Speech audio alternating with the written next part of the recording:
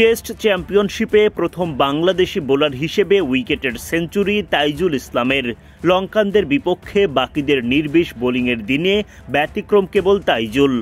বেশ কয়েকবার লঙ্কানদের দুর্গে হানা দিয়ে ব্রেকথ্রু আদায় করেন তিনি, কিন্তু রিভিউ ভাগ্য সঙ্গ না দেয়ায় একাধিকবার হতাশ হতে হয় তাইজুলকে।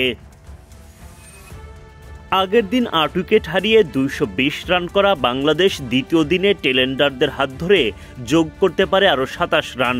২৪৭ রানে গিয়ে থেমে যায় টাইগারদের প্রথম ইনিংস। ব্যাটিংয়ে বাংলাদেশের বড় ক্ষতিটা হয় টেস্টের প্রথম দিনেই।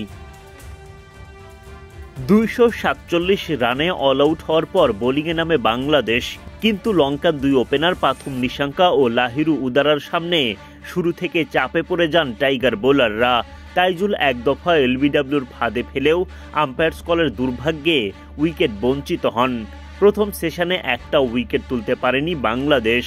বিনা উইকেটে ৮৩ রান করে লাঞ্চ ব্রেকে যায় শ্রীলঙ্কা। বিরতি থেকে ফেরার পর দলকে প্রথম সাফল্য এনে দেন তাইজুল। সফল রিভিউ বাংলাদেশের। লাহিরু উদারা এলবিডব্লিউর শিকার হয়ে মাঠ ছাড়েন। ৪০ রান করা এই ওপেনার 50 না পূরণের আক্ষেপ নিয়ে ড্রেসিং রুমে যান। তাইজুলকে নিয়ে বাংলাদেশ শিবিরে উল্লাস। ৮৮ রানে প্রথম উইকেট তোলে বাংলাদেশ।